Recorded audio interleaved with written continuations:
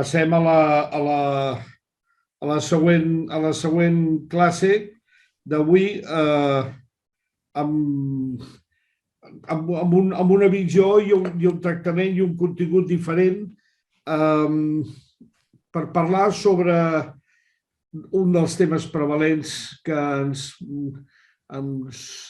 condiciona, que condiciona bàsicament el tema de la fragilitat dels pacients fràgils, que és un indicador no només de fragilitat, sinó d'altres patologies i que és molt determinant en el tipus de pacients que portem, que a vegades tenen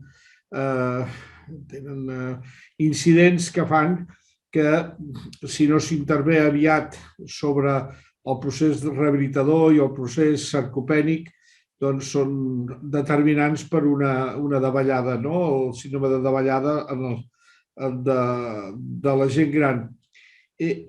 Bé, a mi em semblava que, més que abordar-ho des del punt de vista epidemiològic o ja de significació patològica com a indicador d'aquesta fragilitat, em semblava que era important que poguéssim abordar-lo des del punt de vista de coneixement i sobretot d'estratègies preventives, especialment amb subjectes teòricament sans o que fan vida sana, però que sovint tenen pluripatologia associada, pacients que ja tenen dificultats de mobilitat per poliartropaties o perquè tenen altres malalties concomitants, però que poden portar fàcilment a tenir caigudes perquè hi ha la polifarmàcia o perquè hi ha problemes neurològics associats o metabòlics. En definitiva, podem fer una mirada diferent des de la perspectiva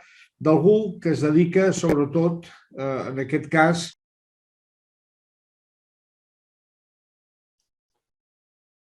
competitiu, però avui no li demanarem que ens parli de l'esport competitiu, malgrat la seva expertesa, sinó a l'esport entès des del punt de vista de l'exercici físic continuat, el manteniment d'aquestes funcions, el benefici que això dona, que això ja ha estat estudiat, però sobretot com a elements i estratègies d'intervenció per la prevenció d'aquesta sarcopènia i d'aquest clic que fa que tinguem pacients més fràgils.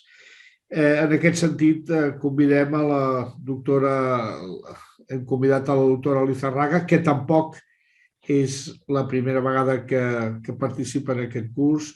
Antònia, moltíssimes gràcies per estar aquest matí amb nosaltres. Sempre també és una companya que mai sap dir que no quan hi ha algú que li demana ajuda, participació i el fet de ser-hi. Ella és especialment brillant i coneixedora de tots els aspectes nutricionals i de referència a nutricionals i també de l'alimentació. Ella, de fet, ella és metgessa de l'esport i treballa com a metgessa de l'esport i sobretot la seva genuïnitat de coneixement està al voltant de l'àmbit de la nutrició i de les ciències dels aliments. Ella és professora agregada de la Universitat de Barcelona i això està bé, ella no ho hem posat en els crèdits, però ella és l'assessora de tots aquests temes pels els primers equips del Futbol Club Barcelona. Per tant, d'aquest tema en sap una estona. I sap què és el que passa quan tenim jugadors que s'han de recuperar ràpidament i han estat amb lesions molt llargues. I hem vist, i això ho hem comentat moltes vegades amb ella, com molts dels protocols o moltes de les aproximacions que fem o que ells fan sobre jugadors, sobre esportistes, també ens serveixen, ens poden servir per persones adultes que no fan esport de competició i especialment les persones grans quan tenen un incident que trenca, diguéssim, la seva activitat diària. Jo, Antònia, t'agraeixo molt que estiguis amb nosaltres, que hagis acceptat i quan vulguis et deixo la paraula. En el benentès a tots els que esteu aquí que podeu fer les preguntes a través del canal específic. Molt bé. Buen día, buenos días a todos. En primer lugar, mi agradecimiento a Mutuam y sobre todo al doctor Padrós, a Jaume, por siempre considerar que lo que pueda decir pueda tener interés, aunque es cierto que la ponencia anterior pues quizá ha sido de un nivel y de una temática que no sé si voy a poder bueno, alcanzar un poco ese nivel de interés para vosotros, pero cambiamos de tercio y como decía el doctor Padrós, vamos a hablar de músculo, de nutrición, de ejercicio y sobre todo me vais a dejar o me van a dejar que hable de temas que a mí me generan interés en los últimos tiempos y voy a hacer una introducción de cómo el movimiento, de cómo estamos diseñados para el movimiento, de cómo nuestros antecesores se movían 20, 25 kilómetros al día y lo que estamos viendo en el conocimiento cada vez mayor de las neurociencias es que nuestra mejor versión a todos los niveles la conseguimos moviéndonos y no con este tipo de vida tan sedentario que llevamos hoy en día. Sin embargo, la epigenética, el entorno de lo que nos está acompañando, nos hace que el no hacerlo de esta manera para la que estamos predestinados nos lleva a patología y nos lleva a problemas. Hipócrates ya nos dijo, entre otras cosas, frases que utilizamos: yo me dedico a la nutrición, que el alimento sea tu mejor medicina, pero también me dedico al movimiento y que caminar también sea tu mejor medicina. Incluso Hipócrates nos decía, si estás de mal humor, vete a caminar, y si a la vuelta todavía estás de mal humor, vete a caminar un poco más. Vamos a ver en qué medida podríamos poner esta diapositiva, o pongo esta diapositiva como los beneficios del ejercicio, una diapositiva que no aporta nada diferente a lo que todos vosotros sabéis: mejora de corazón, de hueso, prevención de obesidad, pero me gustaría de aquí sobre todo resaltar algo que para mí en este momento creo que es fundamental, y es el efecto del movimiento sobre el cerebro, algo que la ciencia va descubriendo en los últimos años. Cuando yo estudié medicina, no sé cuándo estudiasteis vosotros, pero no nos explicaban nada de esto, no sabíamos tantas cosas, y sabemos hoy en día que un cerebro sano es un cerebro de una persona que se mueve, es el cerebro de una persona que descansa, que tiene un sueño reparador con activación de hormona de crecimiento. Decimos que el sueño es un segundo gimnasio, y esto se lo recalcamos cada vez más a los deportistas. En el gimnasio te rompes, haces trabajo de fuerza y rompes músculo. Con un sueño reparador estás reconstruyendo y aumentando la masa muscular que previamente has inflamado y has roto en el gimnasio. Pero además el peso, la nutrición, hay alimentos para el cerebro hoy en día, aprender cada día algo nuevo, etcétera. Todo esto sabemos que es bueno para el cerebro, y al final me dejaréis también que hable un poquito del propósito de vida y el practicar de una manera activa un concepto de salutogénesis, de un propósito desde cada día cuando nos levantamos, de ser muy activos o ser muy protagonistas de nuestra salud. Nuestros antepasados, hay estudios cada vez más de cómo nuestros antepasados evolucionaron, el cerebro aumentó de tamaño o iba aumentando de tamaño con el movimiento, con las caminatas largas, pero sobre todo a partir del momento en que empezaron a tomar pescado, el DHA produjo un cambio evolutivo importante, un aumento del tamaño cerebral, y movimiento, dieta con grasa adecuada y sobre todo el sueño. Aquí pongo esta imagen porque es verdad que el poder dormir más horas en nuestros antepasados hizo que aumentase el tamaño del cerebro, y pudieron dormir más horas a partir del descubrimiento del fuego y la protección frente a los animales que les estaban amenazando. Movimiento, nutrición y descanso son los tres pilares de una salud que estamos viendo que en muchas ocasiones comienza por una salud sobre el cerebro. Yo voy a hablar del músculo a lo largo de la charla, pero voy a hablar continuamente de la conexión que hay entre órganos, y la conexión músculo-cerebro es objeto de estudio cada vez más. Tenemos mioquinas, tenemos mediadores, tenemos el factor neurotrófico derivado del cerebro, que tenéis aquí, el BDNF. Tenemos una serie de mediadores que le indican al cerebro que nos estamos moviendo, le avisan, y las nuevas tecnologías de imagen como la resonancia. Sí. Doctora María Antonia, no, queríamos decirte que no compartes pantalla. Sepas que no compartes pantalla. Perdón. Sí. Es que ahora lo estábamos, al comentarlo, tendrías que compartir. Perdón. ¿Sí? Vale. A ver, si no Lo te siento, ayudamos. Lo siento. Perdón. Pensaba que... Ahora sí, perfecto. Si sea, quieres, si quieres todo pasar las anteriores rápidamente, así las podemos ver. Mil perdones. No, tranquila, por eso es que ahora nos hemos dado cuenta de que ya empezabas a comentar no estaba cosas. todavía en la primera diapositiva, Claro. ¿no? Ni la primera. No hemos visto ninguna. Bueno, pues he comentado un poco Vale. Nuestros antepasados, caminantes de 20, 21, 25 kilómetros incluso al día. Como Hipócrates nos decía que el alimento era nuestra mejor medicina y el movimiento también lo era. Como, perdón, te voy a quitar esto. Como, la salud cerebral está basada en movimiento, descanso, alimentación, etcétera. Y cómo, perdón, es que tengo aquí una parte que nos... ¿Se ve bien ahora? Sí, se ve bien, doctora Lizárraga. No sé quitar la parte esta Jo bé, què vol ser?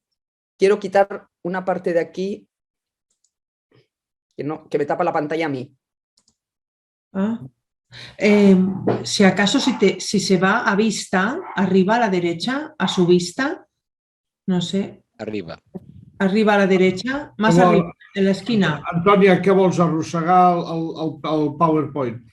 Bueno, es que tengo un problema de que a mí me tapa la parte de la pantalla.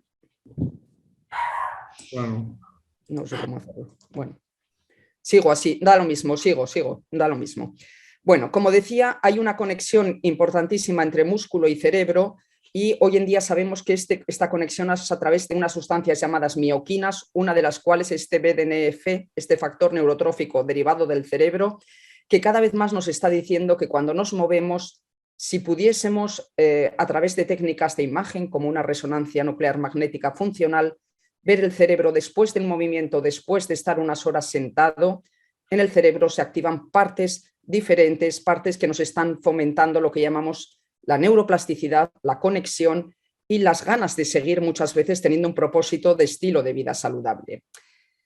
En este sentido, sabemos que este BDNF se activa con nutrición, se activa con ejercicio, se activa hoy en día, sabemos, con ejercicio incluso de corta duración. ¿Vos mirar-ho? ¿No se ve? No, tira. Con ejercicio de una cierta intensidad, aunque sea corto, ejercicio interválico. Y me gustaría señalar que en todo este aspecto el concepto nuevo de la neuroplasticidad o de la capacidad de nuestro cerebro cada día de modelarse, de cambiar por efecto de una sesión de ejercicio, de movimiento, de nutrición, de descanso. Estamos viendo que el cerebro es continuamente moldeable y esto nos está animando en muchas ocasiones a utilizar estrategias que van más allá de puramente el trabajo en gimnasio o el trabajo de ejercicio, sino complementarlo, como decía, con un sueño reparador, con una determinada alimentación recuperadora de este músculo las 2 horas posteriores o incluso con el tema de suplementación que curiosamente hoy en día estamos viendo que algunos de los suplementos que estamos utilizando para el músculo podrían tener un efecto para el cerebro. Esta introducción la he hecho porque a mí personalmente me atrae, me llena de curiosidad el pensar que, por ejemplo, estamos utilizando creatina, un suplemento que en su comienzo utilizaban deportistas que les costaba aumentar la masa muscular. Esta creatina hoy en día se está utilizando después de concussions, de traumatismos cráneoencefálicos, de situaciones en que, además de poder ayudar, como hemos dicho, a la célula muscular esquelética, estamos viendo que podríamos ayudar a la neurona en su eficiencia, en sus capacidades de generar ATP. Insisto, estamos viendo que hay un tipo de ayudas nutricionales, de ejercicio, de descanso o suplementos que pueden beneficiar de una manera muy similar al músculo esquelético y al tejido neuronal, a la neurona.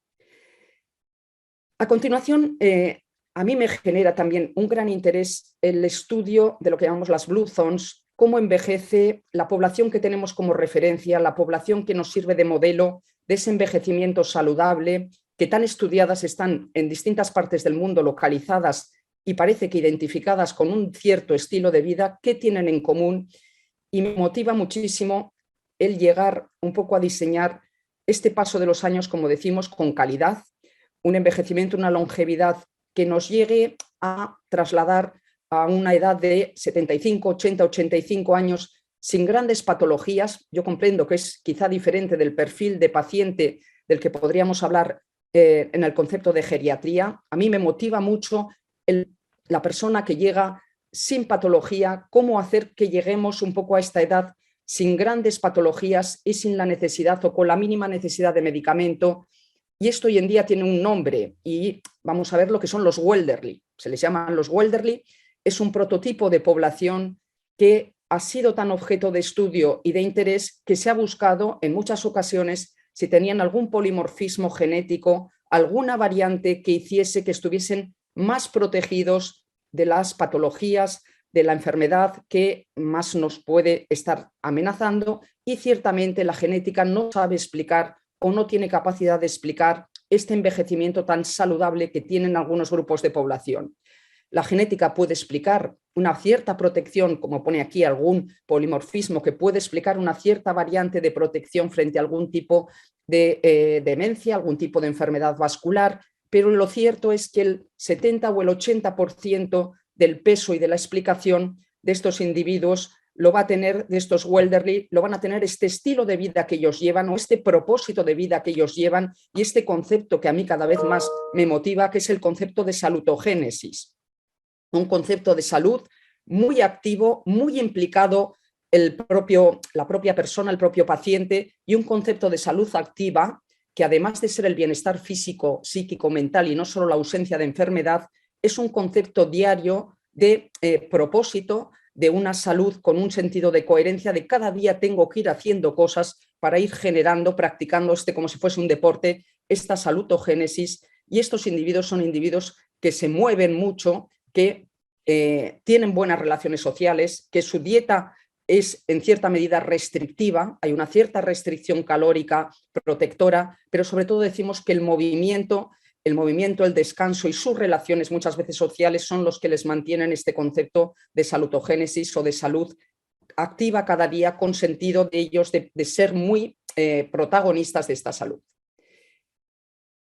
Por el lado contrario, sabemos que la falta de movimiento, la inactividad, nos va a llevar a inflamación y a un cúmulo de enfermedades inflamatorias que hoy en día le llamemos inflamación de bajo grado o la inflamación ya ostensible, está en la base de la mayor parte de las patologías, tanto físicas como incluso de tipo mental. Hay una inflamación crónica sistémica que nos está afectando y que en muchos casos está asociada a esta inactividad física.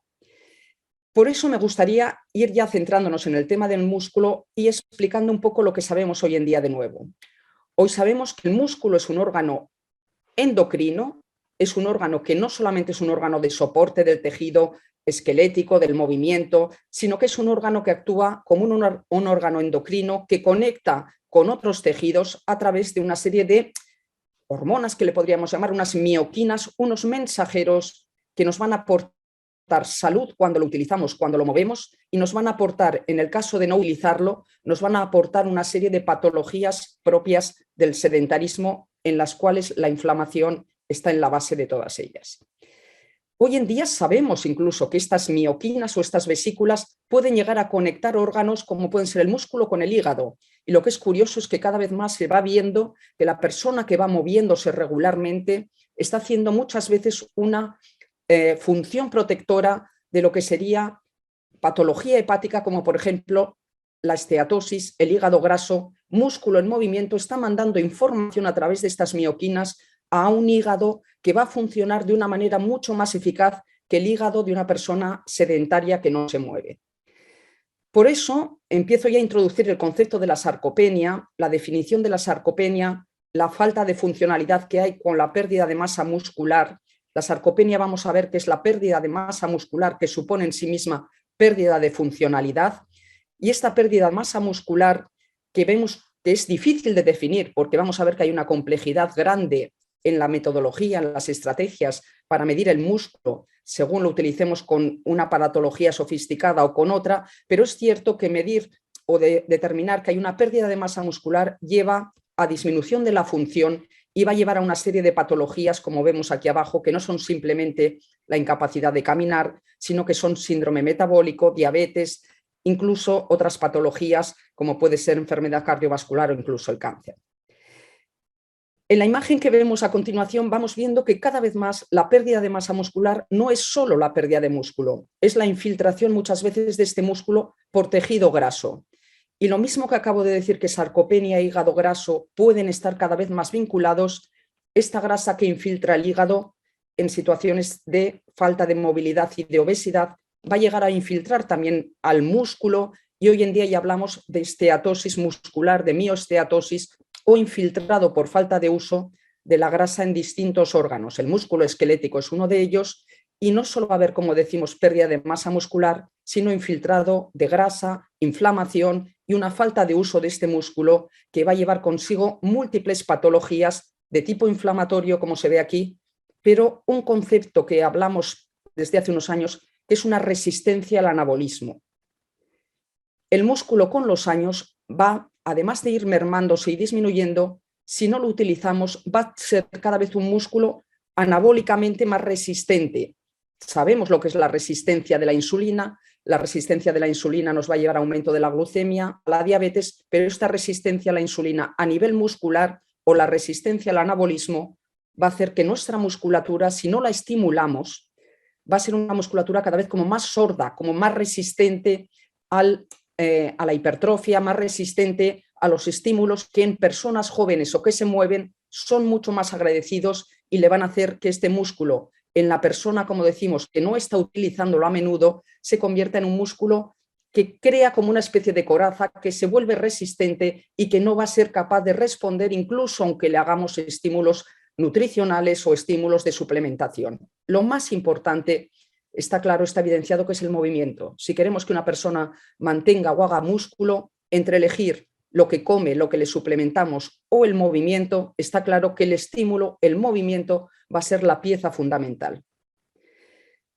Vuelvo a explicar o expresar con esta diapositiva cómo la sarcopenia va en sí misma además acompañada de una pérdida de fibras musculares, pero de un infiltrado de tejido graso, de tejido inflamatorio en el propio músculo. Lo que es alentador, pero yo creo que nos genera responsabilidad, es que al igual que el hígado graso, en gran medida es un proceso reversible, por lo menos en los primeros años.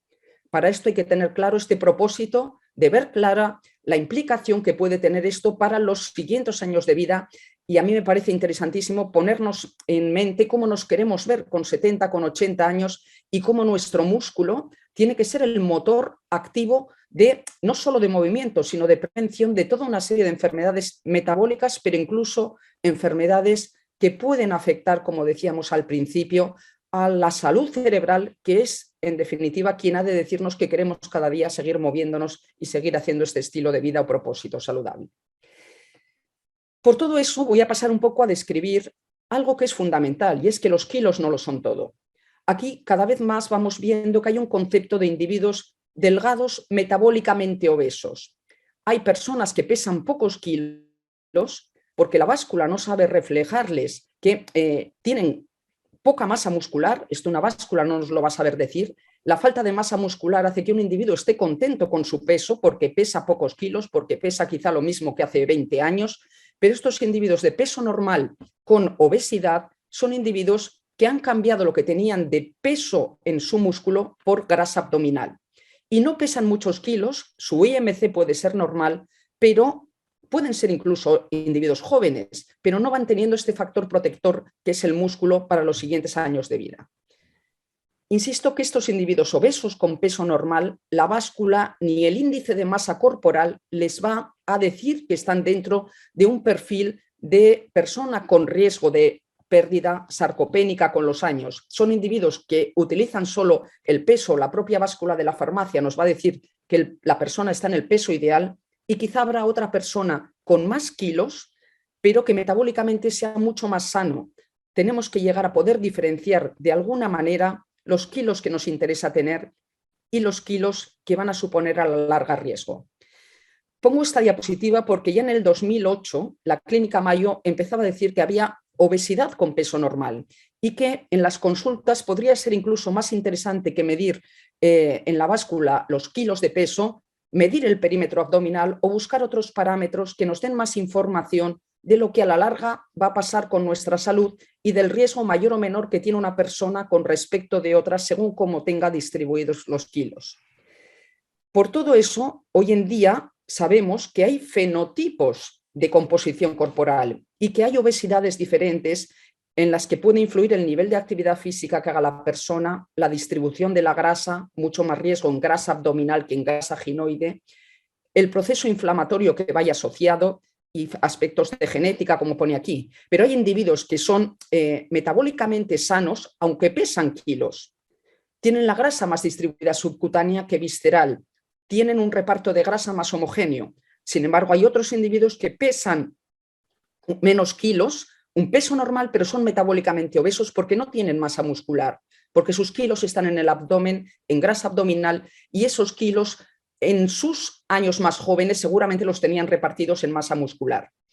Hay otros individuos que ya serían la normalidad y los que nos preocupan cada vez más, que es la obesidad sarcopénica.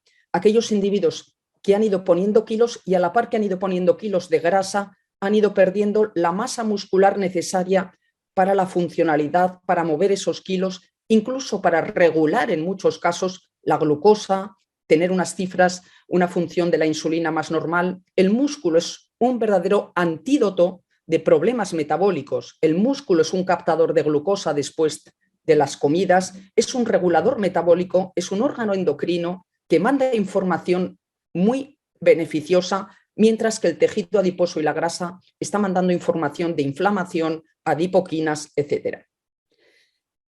Tal como ha dicho el doctor Padrós, muchas de estas situaciones las vemos también en deporte y puede haber deportistas que en lesiones de larga duración tengan por delante unos cuantos meses de inmovilización, de pérdida de masa muscular, de aumento de grasa abdominal si no son conscientes de que hay que hacer un plan y de que es un momento en que hay que cambiar mucho su manera de comer, porque se pierde la flexibilidad metabólica.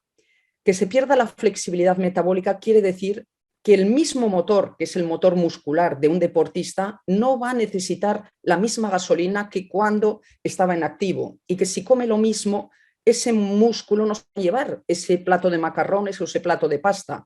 La flexibilidad metabólica que se pierde y se pierde con la edad nos hace entender que un plato de macarrones un domingo puede ser necesario duplicarlo para un chico de 18 años, para el padre ya estará más o menos bien, pero el abuelo tiene que reducir carbohidratos porque no van al músculo. Si no mueve la masa muscular por la edad o por su sedentarismo, el mismo plato de macarrones en uno va al músculo y en el tercero, en el abuelo, va a acumularse en forma de hígado graso, de triglicéridos, aunque el plato de macarrones sea el mismo. Se ha ido perdiendo algo que llamamos la flexibilidad metabólica. Y vamos viendo que flexible metabólicamente es aquel que es capaz de tomar un plato de hidratos de carbono y llevarlos al músculo y quemarlos con movimiento, con ejercicio. Pero si no nos movemos, si no abrimos la boca de este músculo, por sedentarismo o el deportista por la lesión, hay que cambiar drásticamente la dieta y si no, se va acumulando esta inflamación de la grasa abdominal. Interesa por ello medir perímetro quizá abdominal, aparte de medir el peso, aparte de medir los kilos, o si hubiese que tomar una sola de las medidas, quizás sería más interesante motivar a la gente diciéndole que vamos a bajar grasa abdominal y que le vamos a quitar o que vamos a ayudarle a que estos 4 kilos o 5 o 6 se coloquen de nuevo en tejido muscular apendicular, en el músculo de brazos y de piernas, que es ese tejido muscular que hoy en día intentamos mantener porque es el que nos permite caminar, el que a nuestros antepasados les permitió subir a los árboles, el que nos permite abrir una cafetera, llevar un peso o evitar una caída cuando nos tropezamos. Esa masa muscular que nos sirve y que está muchas veces en brazos y piernas es la masa muscular apendicular y la que nos interesa mantener o incluso aumentar con el paso de los años y conocer qué estrategias o qué se va sabiendo de nuevo para la salud de este músculo esquelético.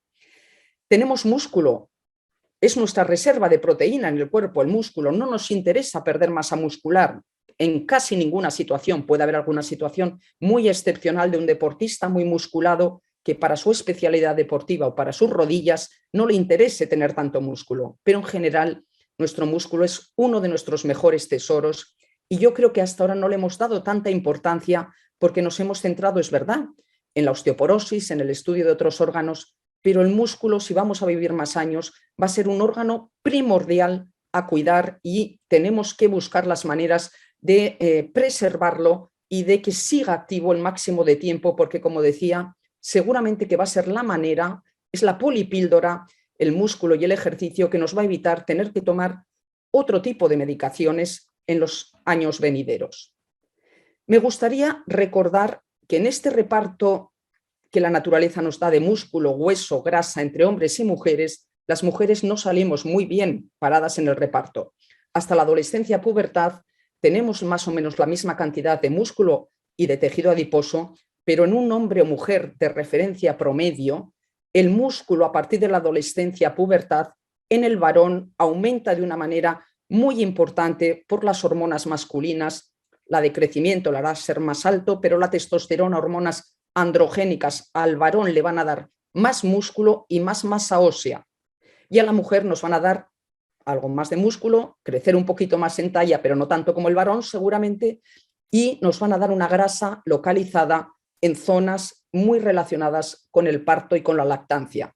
No nos dan tanto músculo ni tanto hueso como al varón y encima en momentos de la vida como la menopausia nos van a quitar de ahí una cantidad importante. No somos grandes beneficiarias en el reparto las mujeres y el problema es que vamos a vivir más años, pero es cierto que muchas veces con una pluripatología muy asociada a esta disminución de masa ósea, disminución de masa muscular, necesidad de medicación, de analgésicos, una gran necesidad de estar polimedicadas precisamente por eso, por menos dotación muscular y además una menor, a lo largo de la vida, una menor incapacidad de mantenerla o quitarnos todavía más sobre ese reparto.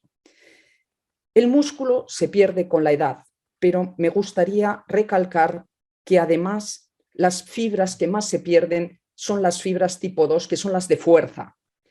Y esto lo voy a recalcar porque a continuación hablaremos que estrategias nutricionales, pero de trabajo de fuerza, van a ser hoy en día las que son necesarias implantar y no solo en personas mayores. Yo creo que cada vez más tenemos que tener en mente que hay mucha patología hoy en día que empieza muchos años antes o que la prevención es difícil que la podamos hacer bien cuando una persona ya está en una edad que no digo que no lo podamos hacer, pero en una edad en la que la limitación va a ser por muchos campos.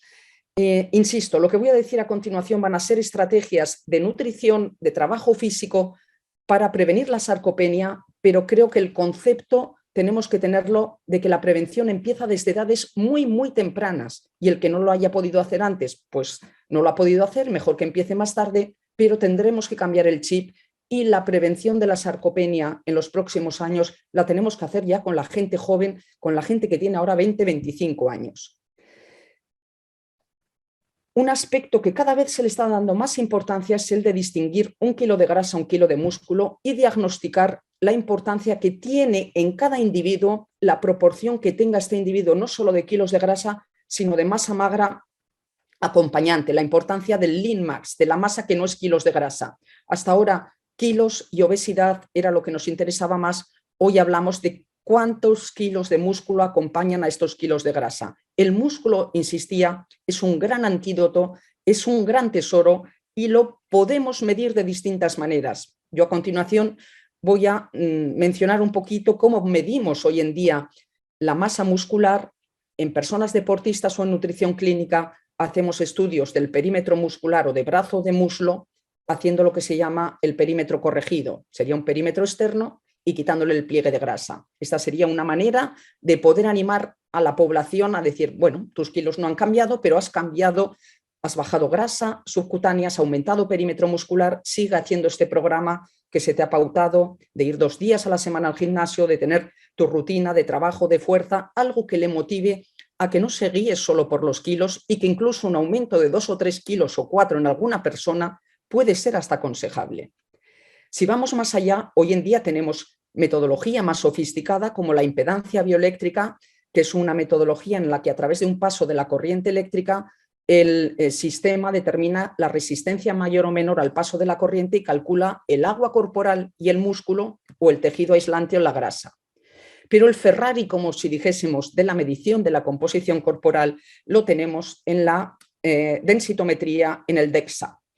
El DEXA es una aparatología que con mínima radiación lo tienen pocos centros, pero en el futuro creo que será el que nos hace un traje a medida, y para la sarcopenia, las unidades, las sociedades donde se está utilizando la sarcopenia o el estudio de la sarcopenia como un reto, nos están utilizando con DEXA cálculos, índices que nos dicen cuántos kilos de masa muscular tiene un individuo, pero sobre todo la distribución, cuántos tiene de masa magra apendicular, cuántos kilos de músculo tiene en brazos y piernas, tiene un mínimo que le va a proteger de convertirse en una persona frágil que va a claudicar, tiene masa muscular en el tren superior suficiente para, como decíamos, hacer los gestos diarios de abrir una cafetera, un frasco, tener fuerza para llevar un peso, el que sea. Esto va a ser cada vez un objeto de puntos de corte, de programas de intentar poner unos mínimos de muscularidad y de fuerza en las tren superior, tren inferior, y esto es lo que va a ser objeto de estudio o está siendo objeto de estudio en el futuro. Bueno, y todo esto, una vez diagnosticado, ¿no?, esta pérdida de masa muscular, ¿qué podemos hacer? Ya desde la antigüedad, Milón de Crotona, que aparecen grabados en esculturas en el Louvre y en muchos sitios, ya empezó con estos grabados de Milón de Crotona a preconizar que el trabajo de fuerza, llevar un ternero que pesaba cada vez más, comer el ternero, comer proteína, el trabajo de fuerza podía ser, y la dieta con un poquito de proteína podía ser la estrategia para mantener la masa muscular. En el grabado de la derecha se ve a Milón de Crotona, que quiso hacerse el fuerte sacando un tronco y el león se lo comió, y se comió también la proteína muscular de Milón de Crotona. Pero es cierto que podría ser de las primeras menciones que se hace a esta combinación de trabajo de fuerza, trabajo de resistencia, se llama resistance un poco en la terminología anglosajona, pero nosotros decimos fuerza y proteína. Y es cierto que la búsqueda de este músculo puede ser interesante no solo en las personas mayores. Creo que la búsqueda del músculo perdido es interesante, es cierto, en la situación de sarcopenia, pero es interesante en la mujer que pierde esta masa muscular ya mermada en el momento de la menopausia. Es interesante en la programación de cirugías en gente que sabe que tiene una cirugía programada de aquí 6 meses y quiere entrar al quirófano, cachas, fuerte, con más masa muscular que la que tiene ahora, para que la recuperación pueda ser más corta y pueda ser más beneficiosa. Y puede ser necesario, y tristemente es así, en gente joven que tiene hoy en día enfermedades propias de adultos. Tenemos niños con síndrome metabólico y tenemos niños y jóvenes que tienen menos masa muscular de las que le tocaría. Podríamos empezar a hablar de la sarcopenia ya en población joven, que va teniendo enfermedades propias del adulto, pero las va teniendo en unas edades que no tocaría. Con lo cual, la pérdida de masa muscular y de la fuerza, el concepto de sarcopenia, de sarco, de sarcómero, de músculo, disminución, puede ir asociado, como decimos, a la falta de movimiento, a la vida sedentaria en muchos aspectos, y durante tiempo se ha relacionado con personas mayores, más de los 65 años, que claudican, que tienen una velocidad de marcha menor y se les va haciendo test de fuerza o se les va midiendo la masa muscular, pero a mí me gustaría cada vez más pensar que este concepto de menos masa muscular de la que nos corresponde hoy en día puede estar asociado a población joven y a población de mediana edad, que no hay que esperar al anciano para denominarle sarcopenia, sino que hay muchas situaciones de la vida. La sarcopenia en la menopausia es clarísima, hay una pérdida de masa ósea, pero hoy en día sabemos que las mismas hormonas que han mantenido la masa ósea en muchos casos están vinculadas a masa muscular y a trastornos tiroideos, trastornos intestinales, que hacen que la mujer, si no hace una estrategia específica en esta edad de la vida, va a disminuir esta masa ósea, lo mismo que va a disminuir la masa muscular y va a entrar en zonas de riesgo de fracturas, pero también en zonas de riesgo de sarcopenia y de disminución de funcionalidad. Y esto es lo que decía antes, que no podemos permitir. Somos muchas mujeres, vamos a vivir más años, la esperanza de vida ya no es la de nuestros antepasados que la mujer, una vez había acabado la etapa reproductiva, ya no tenía perspectiva de vida. Hoy las mujeres podemos llegar a vivir casi la mitad de la vida a partir de la menopausia, y creo que nos merecemos buscar estrategias de mejora de esta calidad de vida con estrategias nutricionales, de ejercicio o todo lo que vayamos sabiendo de descanso, de sueño reparador, de suplementación, etc. Como decía, lamentablemente hay una obesidad sarcopénica que se puede estar dando en gente muy joven. Y estos niños o esta gente joven tristemente van a tener una expectativa de vida menor que sus padres. Esto es muy triste porque hasta ahora siempre la expectativa de vida había mejorado. Cada uno de nosotros vamos a vivir en teoría más que lo que han vivido nuestros padres, pero es verdad que hay una generación de gente joven con enfermedades, con patología de adulto, bien sea la diabetes, el síndrome metabólico o esta pérdida de masa muscular, que no tienen músculo suficiente estos niños para transportar estos kilos de grasa, y va a haber patología asociada importante. Ahora me vais a dejar un segundo para algo que a mí me ha generado mucha curiosidad, y es que en los últimos años sabemos que el músculo esquelético tiene memoria. Sabíamos que tenía memoria la célula de la piel, el melanoma, sabíamos que tenía memoria también el tema metabólico. Madres embarazadas durante la Primera Guerra Mundial luego han tenido hijos con obesidad, un conjunto de niños que luego en épocas posteriores han sido todos ellos obesos por la epigenética de haber pasado hambre durante el embarazo. Pero hoy en día sabemos que el músculo esquelético, por ejemplo, de población culturista o gente que ha hecho musculación a los 25 o 30 años, a los 70 o a los 80 años, tienen unas células satélite que están ahí como hibernando en el músculo, y aunque hayan dejado a lo largo de la vida de hacer trabajo de fuerza, si lo retoman unos años después, su músculo tiene memoria y va a responder mucho mejor que en el que no lo ha hecho.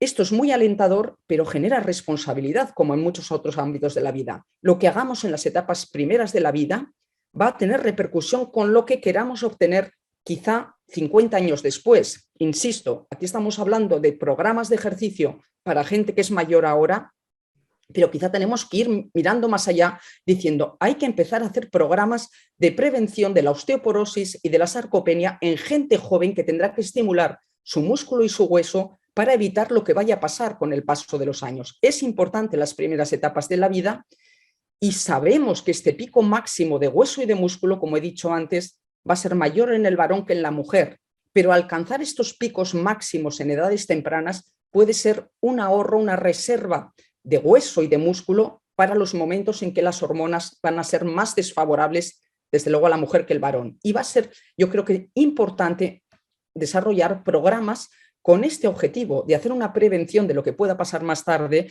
hacer esta prevención en edades tempranas. La sarcopenia es importante, pero como decía antes, es importante porque el músculo es funcionalidad, y porque detrás de tener una masa muscular mínimamente conservada, la persona va a tener una funcionalidad mínimamente conservada. Hemos de ir cada vez más a hacer trabajo físico que sea luego aplicable a los gestos del día a día. Tirarnos al suelo, levantarnos, coger peso, cosas que en el gimnasio, con la rutina que nos haga el preparador personal, nos puedan luego tener una aplicabilidad en el día a día. Yo creo que esto cada vez es más importante, y la sarcopenia lleva dinapenia, a disminución de la fuerza. Por eso hacer test de fuerza puede ser una herramienta relativamente sencilla, pero que en algunos estudios ya lo han relacionado con supervivencia. Residencias de ancianos de más de 80 años en los que le hacían un hand grip y volvían a hacer el test 5 años después, los que habían tenido más puntuación eran los que tenían más supervivencia después.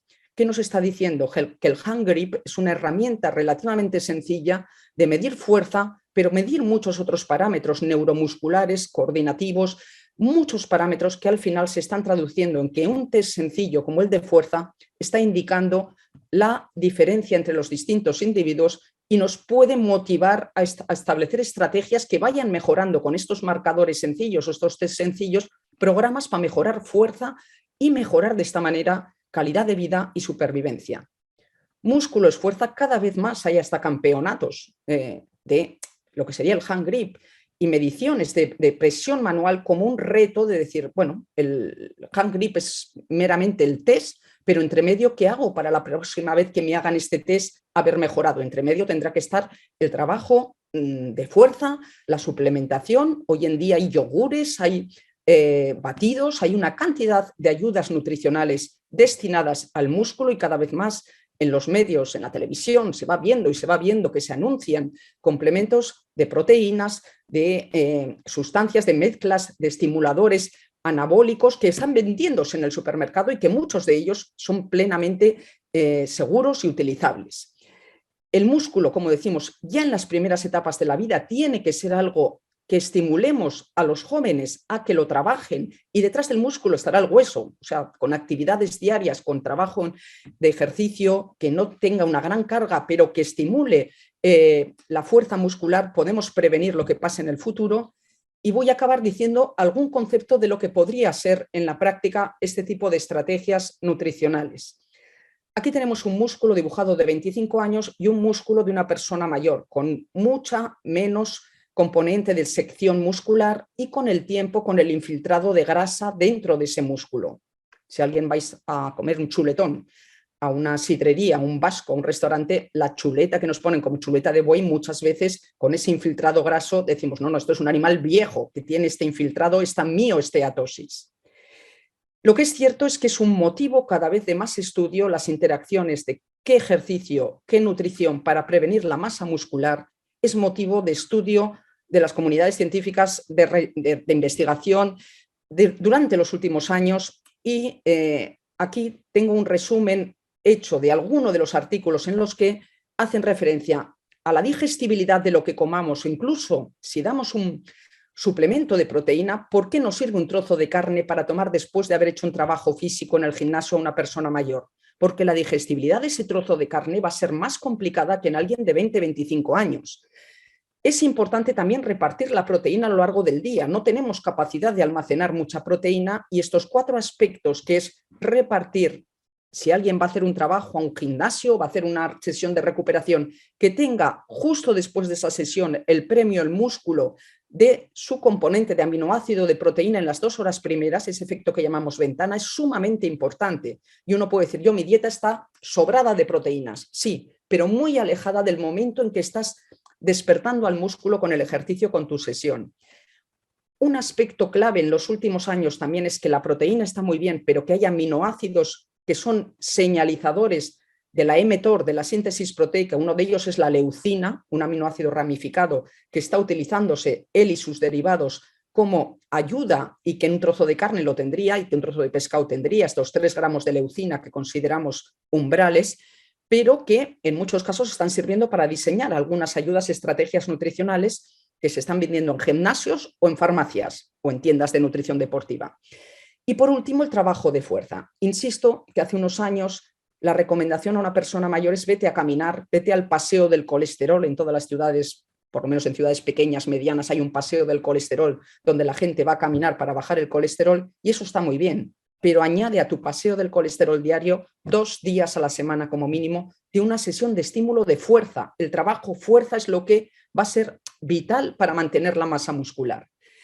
El ejemplo que a veces ponemos de un coche maravilloso que lo tenemos en el garaje de casa sin utilizar, y ha sido maravilloso y en su momento le hemos tenido un cariño impresionante, hay que volver a poner a punto el motor.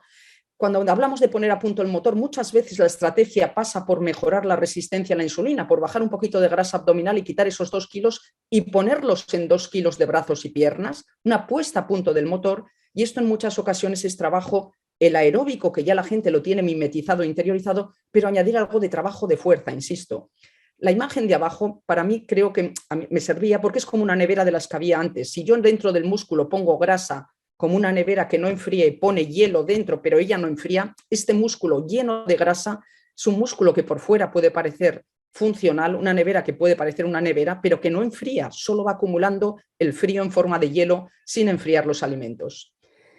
Bueno, pues de cara a la proteína utilizada en un perfil de persona que no es de gimnasio y que cuando vemos estas fotos, estas imágenes, nos echa para atrás, a mí me gustaría sacar un poco una bandera de decir, es cierto que cuando hablamos de proteína y músculo, en muchas ocasiones nos viene la frase de que con la dieta equilibrada ya basta, que no hay que tomar extras, y que muchos de estos productos los identificamos con un perfil que para nada se parece al de perfil de población general o un perfil de salud. Al contrario, pensamos que estas proteínas pueden llevar añadidas sustancias anabolizantes que no están bien controladas, que me estoy tomando cosas que no están buenas para mi salud, y puede que en algunos casos sea así. Y si le prescribimos al paciente que vaya a hacer trabajo de fuerza y que tome proteína, va a identificar el trabajo de fuerza con lo que hace el chico de 20 años en el gimnasio y la proteína con un pote de proteína de aspecto de pintor que dice, eso no es para mí. Pero esto está cambiando.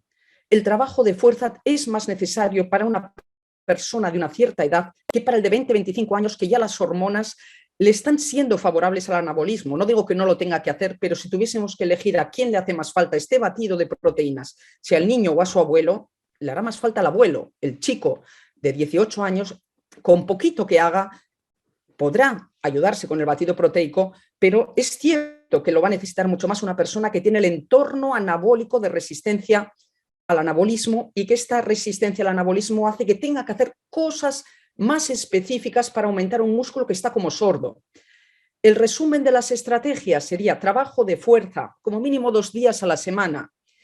En algunos casos el músculo no responde porque la vascularización de este músculo también es complicada. No llega a la misma sangre, no responde igual porque la vascularización es complicada a todos los niveles, muscular, digestivo, cardíaco y cerebral. Y hay hoy en día estrategias, a veces se utilizan los nitratos que se utilizan para la isquemia cardíaca. Hoy en día se están utilizando vasodilatadores en forma de nitratos con alimentos, espinacas, remolacha, etcétera, tienen nitratos, y en muchos casos la toma de algún tipo de suplemento antes del ejercicio mejora la perfusión muscular de estos músculos que por sí tienen una vascularización comprometida. La cantidad de proteína es importante, se suele poner una cantidad en forma del concepto de bolus proteicos, una cierta cantidad de proteína después de un esfuerzo, de un trabajo de una cierta intensidad, serían unos 25 gramos de proteína. Esto es lo que puede tener un batido proteico, o es lo que tiene un trozo de carne o un trozo de pescado que nos tomamos al mediodía o a la noche. No estamos tomando cantidades grandes de proteína, estamos trasladando a veces lo que lleva el alimento a un batido líquido fácil de llegar al músculo y tomarlo en el timing, en el momento del post-ejercicio inmediato. El que no quiera tomar el batido, hay opciones nutricionales. El mató, el requesón, son alimentos que tienen bastante leucina, y una persona puede decir, yo voy al gimnasio, vuelvo y me tomo un mató con nueces y un poquito de miel. Pues chapó, puede ser una buena opción. Hay que controlar el balance energético y si conseguimos bajar un poquito de grasa abdominal, en el caso de que la haya, el músculo va a responder mejor. Mi concepto es de que el ir poniendo con los años grasa abdominal y perder músculo es un acelerar el envejecimiento biológico, y todo lo que podamos revertir, que es revertible, de quitarnos esta grasa abdominal y poner esos 4 kilos, supongamos 1 en cada brazo y 1 en cada pierna, es quitarnos años de la edad biológica. Y por último, no descartar o no rechazar la posibilidad de ayudas ergogénicas que hoy en día están ampliamente respaldadas por ciencia, como la vitamina D. Es una vitamina que tiene un cierto componente, si miramos estructura química, aparte de ser la vitamina del hueso y la vitamina del sol, estamos viendo que es una vitamina necesaria para que el músculo responda bien al estímulo del trabajo de fuerza, y estamos mirando que la persona que está haciendo trabajo físico, lo mismo que el deportista, tenga todo el año bien la vitamina D. El HMB, hidroximetilbutirato, es un metabolito de la leucina que acabo de hablar. Y luego aspectos antiinflamatorios como el omega 3. El omega 3 es un ácido graso que modula la inflamación. Pero a veces ponemos el ejemplo de un incendio donde un árbol, que sería el músculo, es difícil que crezca en un terreno muy inflamado. La inflamación va a hacer que nuestro cuerpo considere más importante fabricar proteínas de la inflamación que hacer músculo. Pero bajar ligeramente con la dieta o con algún suplemento el grado inflamatorio puede hacer que el músculo responda mejor. Y por último, creatina o algún añadido. Si luego queréis hacer alguna pregunta, la leucina es un aminoácido ramificado que se considera que 3 gramos de leucina, la evidencia nos está diciendo que activa unos 2,5-3 gramos de leucina, activa una vía de expresión de genes que es la mTOR, que es como el interruptor que necesitaría nuestro cuerpo para poner en marcha la síntesis de proteína. Y esta frase la oí la primera vez y me encantó. Hay muchos de estos productos que salían del gimnasio, de una especialidad que era el fitness, la musculación, y que nadie hace unos años hubiese pensado que el HMB, que tiene esa connotación de deportista de gimnasio, se fuese a utilizar para la sarcopenia o en la farmacia para evitar esta pérdida de masa muscular asociada a patología. Pero hoy en día es cierto que algunos productos que eran identificados como de deportista de gimnasio total, la proteína, el HMB, la creatina, están combinados en productos que llevan el nombre o de sarco, de productos enfocados a la masa muscular. Insisto con la importancia de la vitamina D. Le hemos dado mucha importancia, por ejemplo, durante el COVID, para la inmunidad, pero le damos mucha importancia a la vitamina D también para el tema de prevención de pérdida de masa muscular, porque es más una hormona que una vitamina. Ya la podemos considerar una hormona con receptores en músculo, en tejido adiposo, en neuronas, en intestino, en linfocitos. Es más una hormona que una vitamina, tiene una categoría superior. Este sería un poco el resumen de las estrategias de una dieta rica en omega 3 con antioxidantes, con una adecuada ingesta de proteínas y el trabajo de fuerza, que como digo sería el resistance, nosotros decimos resistencia al trabajo aeróbico, pero el añadir trabajo de fuerza a un movimiento, a un trabajo aeróbico más a diario, podría toda esta combinación de aspectos ayudar a la prevención de la masa muscular, la prevención de la pérdida de masa muscular. Y acabaría diciendo que creo que es interesante, como he dicho, no guiarnos solo con los kilos, hacer trajes a medida, motivar a cada persona a su propio protocolo o estrategia de salud, practicar este concepto de coherencia, de yo puedo gestionar lo que haga cada día, entiendo lo que me están explicando, entiendo hacia dónde voy, hago mi plan y desde par de mañana hago mi planificación de trabajo aeróbico, de movimiento, pero meto trabajo fuerza y cambio mi alimentación, porque podemos hacer un traje a medida que nos ayude un poco. He empezado con la evolución y acabo con la evolución. Nosotros sabemos que nuestros antepasados, en el momento, como he dicho, que aumentaron el tamaño de su cerebro, ya no necesitaron subir al árbol a por la fruta con el palo, diseñaron estrategias que a más cerebro le evitaron tener que hacer otros esfuerzos que había hecho antes. Pero es cierto que esta evolución que confirió ventajas a nuestros antepasados la estamos perdiendo músculo, estamos generando un sedentarismo y una inflamación que nos está haciendo disminuir algo que ellos tardaron tiempo en desarrollar, que era esta capacidad cognitiva y este desarrollo cerebral. Y con nuestro estilo de vida estamos quizá perdiendo aquello que a ellos les costó tanto tiempo de mejorar y de conseguir con la evolución. Pues simplemente con esto me gustaría acabar diciendo que el practicar el Welderly o llegar a ser Welderlys creo que es interesante, y a mí personalmente me sirve. Esta es una foto de hoy de Barcelona, que es un Welderly diferente, es el Parque Güell, pero que es un paraíso y un lujo de naturaleza, de sitio para movernos y de bienestar físico y mental. O sea que muchísimas gracias, y si hay alguna pregunta, adelante. Moltíssimes gràcies. Excuso el doctor Padrós perquè ha tingut d'absentar-se ara a últim moment, però en qualsevol cas, Maria Antònia, m'has encantat, has fet una presentació exquisida, de veritat, i a part de molt novedosa i molt actual, no? Hi ha algunes preguntes que jo crec que algunes de les preguntes formulades ja les has contestat al final, però sí que volia esmentar alguna en concret que potser és molt concreta i no les has referit en la teva exposició. Juan Montoya ens pregunta: en pacientes frágiles con limitación severa de movilidad, ¿qué estrategias serían las más indicadas para reducir el riesgo de sarcopenia? I pregunta: suplementos, fisioteràpia passiva. Ho diu des de la perspectiva, diríem, d'enfermer i associat a la Universitat de Girona, i segurament aquest seria ja una pregunta una mica més dirigida a professionals que es dediquen a l'assistència amb persones ja fràgils, com podria ser molts dels participants avui aquest matí a la nostra sessió. María Antonia. Sí, a ver, es cierto que yo en mi presentación he hablado, para mí creo que tiene mucha importancia la prevención de llegar a esa situación, lo mismo que en otras patologías, y podíamos hablar de otras patologías, es decir, cuando dan la cara, seguramente que 20 años atrás ya se estaban incubando, y es cierto que en un paciente frágil y con grandes limitaciones, uno no va a poder hacer lo mismo que yo he dicho aquí que se puede empezar a hacer a los 40 o a los 50 años.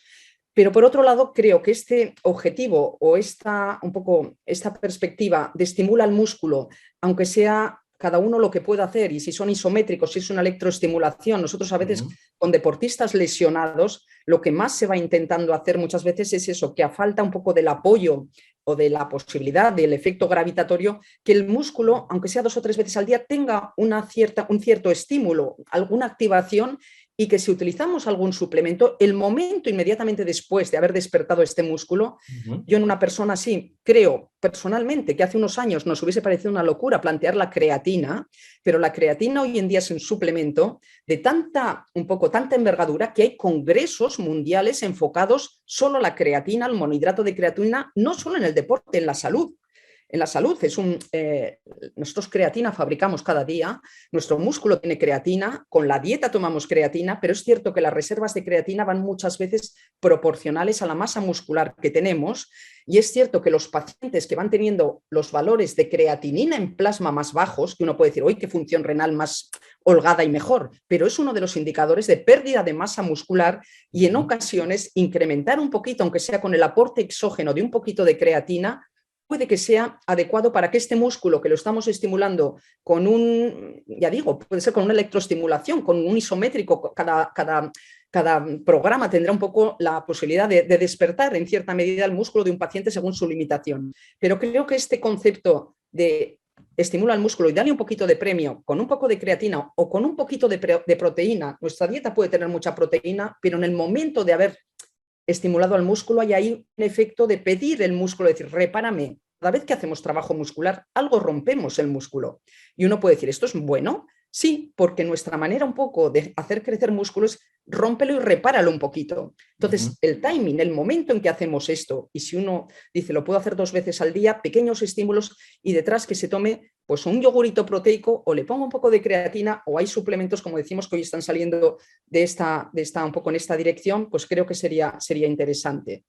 Pero no puedo decir más sin conocer más, y ya digo, mi experiencia es más con un perfil de gente que vamos haciendo la prevención que el frágil. Y el omega 3 o la dieta más antiinflamatoria. Hay una resistencia a la insulina que creo que es interesante, de que a veces la resistencia a la insulina la hemos identificado con la diabetes y con la glucosa que no entra a la célula, pero es que tampoco entran los aminoácidos en la célula muscular. Con esta respuesta prácticamente respondes también a la doctora Ana Olivé, que preguntaba también cuál sería el candidato ideal de tomar la creatina y si hay algún ejercicio específico para personas en situación de menopausia. Esto sería afinaba un poco más la pregunta, sí. Así como Matías Galán también pregunta que si la creatina podría ser un suplemento alimenticio. Esto me parece que ya nos lo has contestado, pero en concreto, como decía Ana Olivé, ¿hay algún ejercicio específico en este sentido para las personas ya mayores con menopausia? A ver, yo creo que las mujeres, y yo por parte aludida, creo que tenemos que hacer un cambio radical en la percepción de qué tipo de ejercicio nos iba bien. Y la mujer en menopausia baja el metabolismo, baja la función tiroidea, y haciendo lo mismo que habíamos hecho antes, o hacemos algo drásticamente diferente, o el cuerpo va a ir poniendo kilos, además kilos en una zona que no habíamos puesto antes, en la zona abdominal. Hormonalmente nos empezamos a parecer más a los hombres, empieza a haber resistencia a la insulina y tal. Pero yo creo que en este momento empieza a haber un perfil de mujer que entiende que ha de hacer algo un poco similar a lo que había hecho antes más el hombre, un trabajo de fuerza, el tomar esa proteína después del trabajo muscular, cosas para mejorar algo que, si lo dejamos que siga su inercia, nos va a llevar a todas a poner tripa, resistencia a la insulina, y encima teníamos menos masa muscular que los hombres, o sea, cada vez comiendo menos. Para mantener el peso, la mujer cada vez tiene que comer menos en esa etapa de la vida, y no es la única solución. Yo personalmente, creo que aquí hay que hacer en ocasiones como fluctuaciones en el metabolismo. Cada vez más pienso en el concepto de la periodización. Y creo que hay momentos, hay horas del día en que hay que comer y otros en los que no hay que comer. Pero hay algunos que hay que ir al gimnasio y luego meter la proteína. Creo que hay que hacer cosas muy diferentes para que el cuerpo se entere de que estamos haciendo cosas diferentes. Y es cierto que la mujer, por ejemplo, puede llegar un momento en que diga, ceno una lechuguita y una manzana para no engordar.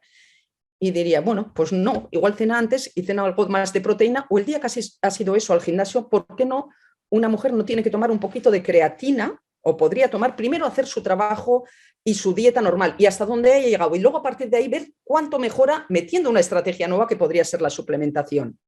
En el tema de la dieta que preguntaba la otra persona, la creatina es uno de los suplementos que están tomando ahora más los veganos y vegetarianos y flexitarianos. La creatina está en la carne, está en el pescado, está en toda la dieta omnívora, pero es cierto que la persona que no toma carne y es una persona que no toma proteína de tipo animal es el que quizá más se va a beneficiar cuando toma la creatina suplementada. Yo no digo que todo el mundo tenga que tomar creatina, pero digo que el perfil de persona, o que sí, pero que el perfil de persona que iba a tomar creatina hace 25 años era un perfil de chico normalmente que iba al gimnasio y no musculaba. Y de ahí hemos extrapolado una información hasta el punto de que hoy en día se utiliza en muchos casos para un perfil de población que quiera aumentar su masa muscular, insisto, algo muy novedoso para mejorar la eficiencia del ATP de la neurona, que esto no lo hubiésemos dicho en su momento, y pacientes con enfermedades neurodegenerativas están tomando creatina para el cerebro, no para el músculo. Pero yo personalmente pienso que si este está mejor, como hemos dicho antes, te va a decir cada día, te vas encontrando mejor, lo mismo que el intestino. O sea, creo que la conexión entre órganos nos está llevando hoy en día a hacer programas de mejora muy integral, es decir, tengo buenas sensaciones y me levanto y lo primero que hago a la primera hora de la mañana es activarme un poquito, movimiento, y luego mi sesión de fuerza igual será a las 5 de la tarde y meriendo algo recién acabo el ejercicio y quizá ceno pronto y me voy a dormir 2 horas antes ceno 2 horas antes de irme a dormir. Muy importante, cada vez lo estamos viendo más, para que por la noche mi hormona de crecimiento se active y se active bien. Es un segundo gimnasio. Creo que tenemos cosas para hacer con la crononutrición, con aspectos que antes solo contábamos kilocalorías y que son muy efectivos a nivel de hormonas en una situación en que el cuerpo ya se ha apalancado y que ya dice, aquí o me quitas comida o no bajo peso. Pues no te voy a quitar comida, te voy a hacer cosas diferentes de horarios, de suplementos, etcétera. Bueno, no sé si me he explicado o no. Muy bien. No. Además, insisto en que es novedoso este planteamiento. Judith García nos plantea una pregunta complementaria a lo que planteabas ahora. Dice, ¿hay algo a la hora de suplementar con proteína o creatina, hay algo destacable en el etiquetaje que tenga que ver con los ingredientes o las cantidades a elegir? Es decir, de cara a buscar el complemento adecuado, ¿no? Pregunta. Y añade, si para la función renal o hepática es perjudicial esa cantidad extra que absorbamos o solo la absorberá el músculo. Bueno, me alegra que me hagan esta.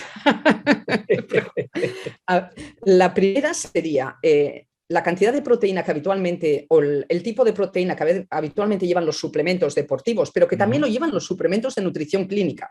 Porque a veces el dar un suplemento que parece que vaya para el músculo, ya le vemos una connotación de decir, uy. Sin embargo, en otras ocasiones te estás comprando lo mismo que normalmente la de más calidad y la que más rápida llega al músculo cuando alguien está desnutrido en nutrición clínica es la proteína del suero de leche, el whey protein.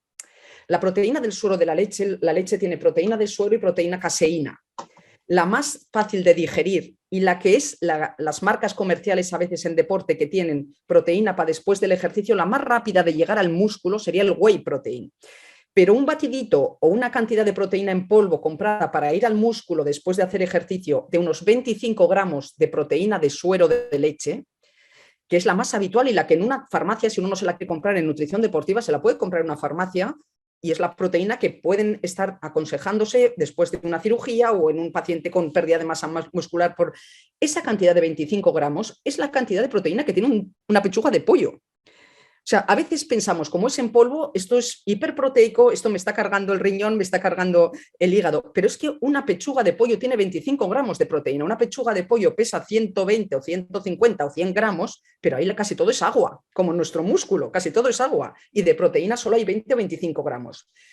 La ventaja o la indicación, y no digo que todo el mundo lo tenga que hacer, pero no tampoco rechazarlo, de tomar esto en un batido, es que tú estás buscando el timing, momento de me he ido a hacer una sesión de ejercicio o a una rehabilitación, o estoy preparándome para una cirugía de una prótesis y voy a un sitio donde en las 2 horas después tengo una proteína que me la preparo yo, líquida, al ser líquida atraviesa el estómago, intestino, no necesita tanto clorhídrico para digerirse como un entrecot, y estoy en ese espacio de tiempo que no me voy a mi casa a comer metiendo el premio para mi músculo. Eso no es excluyente del que va y luego va a casa a comer directamente y dice, no, si voy a casa ya no me tomo nada, está bien. Pero hay muchas veces que estamos perdiendo un poco esa ventana metabólica de he trabajado y le estoy dejando a mi músculo que me está pidiendo un premio y no se lo he dado. Y hay productos que son francamente buenos que tienen, como digo, el Ferrari de las proteínas hoy en día sería el whey.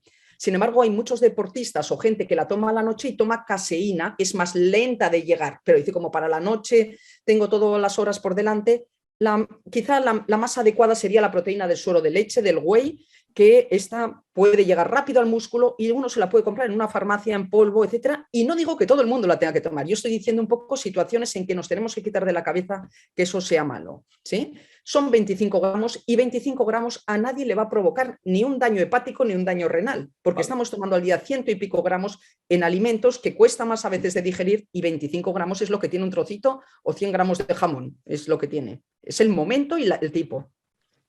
Hay una pregunta parecida, pero complementaria, de María Jesús Carreño, que pregunta si los suplementos se tendrían que tomar durante toda la vida o a partir de una determinada edad y de forma intermitente. Supongo que ya en parte ya lo has respondido. Si estamos hablando de estos suplementos que van enfocados al músculo, como he dicho durante la presentación, muchas veces un chico joven que va a un gimnasio o una persona que se apunta a un gimnasio, desde el primer día ya se quiere comprar un batido antes de ponerse el chándal.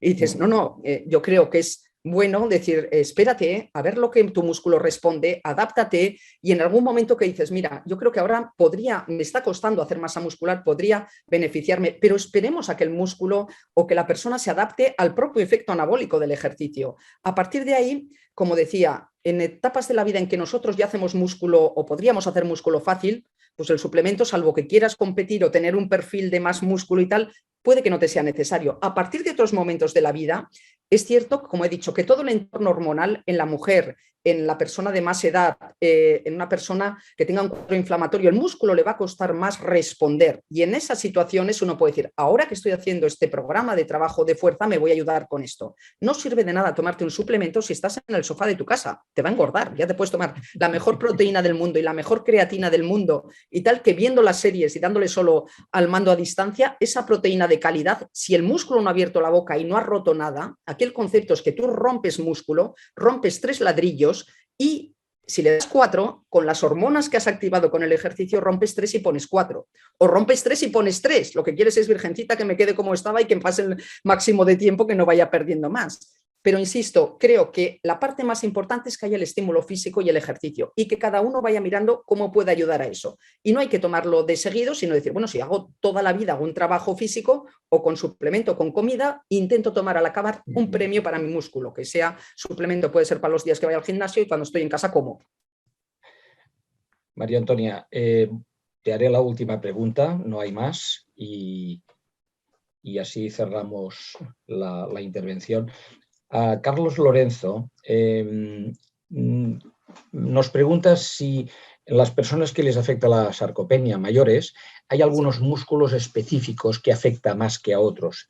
En concreto pregunta si esto sucede en personas institucionalizadas de cara a mantener un ejercicio. ¿Cuál podría ser el ejercicio recomendable para ejercicios grupales? Que normalmente ya sabes que en los centros residenciales, más que unos ejercicios muy personalizados, se fomentan los ejercicios más grupales. Pregunta, ¿hay algunas recomendaciones en concreto para personas institucionalizadas de cara a enfocar hacia aquellos músculos más afectados concretamente? A ver, no soy quizá la más experta que esté trabajando en ese tema, pero el conocimiento que pueda tener hasta donde pueda llegar, a ver, es verdad que el tren inferior, las piernas, aquí habrá que diferenciar si es una persona que camina, que no camina, que puede caminar. El hecho de caminar ya le mantiene masa muscular. La inmovilización o la falta del efecto de la gravedad, o cuando alguien tiene que estar encamado, es cuando va a perder, como decía, como un lesionado. El lesionado que no le dejan apoyar una pierna durante 2 o 3 meses, ya le puedes dar todos los suplementos que se le van a la otra pierna, se va a otro lado. Esa se queda como aislada del cuerpo, hay como una resistencia al anabolismo. O sea que si se puede caminar y tal, yo creo que el tren inferior la gente lo trabaja quizá más. Y por ejemplo en mujeres, creo que un gran olvidado es el tren superior. O sea, creo, las mujeres en general, pues muchas señoras, y van a caminar, y van, como decía, al paseo del colesterol, porque en todas las ciudades hay un paseo para bajar el colesterol y tal. Pero un poco el hacer un trabajo específico con la parte superior parece que no sea del cuerpo. Y yo creo que, por ejemplo, en el tema de menopausia, muchas veces el trabajo de fuerza específico a veces se dice, sí, trabajo aeróbico, pero trabajo de fuerza y que haga mucho énfasis en la parte menos trabajada a veces en el día a día, que sería el tren superior. Lo que es cierto es que lo que demos de suplemento o la comida va a ir al músculo que hayas trabajado en ese momento. Aquí, cuando decimos que hay una ventana metabólica de 2 horas después, no tiene más secreto que decir, si tú has estado pedaleando 1 hora y te tomas luego un batido de proteínas, esa proteína va a ir al músculo de las piernas, que es el que ha abierto la boca. Hay una vasodilatación y una perfusión de ese músculo y lo único que haces es aprovechar el tiempo que hay todavía esa perfusión muscular para dar algo que quieres que vaya ahí en ese espacio de tiempo. Que luego 3 horas después o 4 podrás comer lo que sea, sí, pero eso ya ha cerrado la boca y muchas posibilidades tendrás de que igual la otra cosa que comas 5 horas después vaya a la tripa o vaya a otro sitio, aunque sea la proteína de mejor calidad. Entonces yo diría que dependiendo si ya mantienen una deambulación y caminan y tal, trabajo con tronco y con tren superior a veces complementa, trabajo de fuerza con esa parte complementa porque es la menos trabajada. Perfecto. Finalmente, hay algún participante, pero no para responder ahora, que nos pide si nos podrías facilitar alguna bibliografía en concreto que pueda complementar tu exposición. Si te parece, como Sí. vamos a recoger la presentación Sí. para poderla luego compartir con todos los participantes, si te parece, cuando nos remitas la presentación o si quieres complementarla con algún apunte, algún libro o alguna recomendación bibliográfica que puede ser interesante de cara ningún problema. Artículos y además yo comprendo que igual lo que digo choca un poco porque este mensaje de no nos hace falta nada en la dieta, la percepción de estás diciendo proteína, esto es dieta hiperproteica, me estoy cargando al hígado y al riñón y para nada, es que igual hay mucha más gente que está tomando más proteína que lo que estoy diciendo yo, que igual es una dieta con mucho vegetal, pero en el momento que has despertado al músculo, dale su premio. O dáselo en proteína vegetal si quieres, que también lo podrías hacer, pero dale el premio después del estímulo. Esta sería la... Bueno, pues ya os adjuntaré lo que me parece. Nos adjuntas un poco de bibliografía, perfecto. María Antonia Lizárraga, muchísimas gracias en nombre de Grup Mutuam, de la Fundación Mutuam Conviure, que es quien organiza el curso y la formación continuada, también en nombre del doctor Padrós, que también te agradece la participación, también al resto de participantes. Recordar una vez más que todos los participantes recibirán en su mail el cuestionario. Vamos a colgar la semana que viene en YouTube la sesión completa con las dos ponencias y agradecer una vez más la participación. Moltes gràcies a tothom. Maria Antònia, moltes gràcies. Moltes gràcies a tothom. Un placer. I ens acomiadem fins al dia 19 de març, Sant Josep, que farem la següent sessió. Moltes gràcies i que tingueu un bon dissabte. Adéu-siau. Un placer. Gràcies. Adéu. Gràcies. Adéu.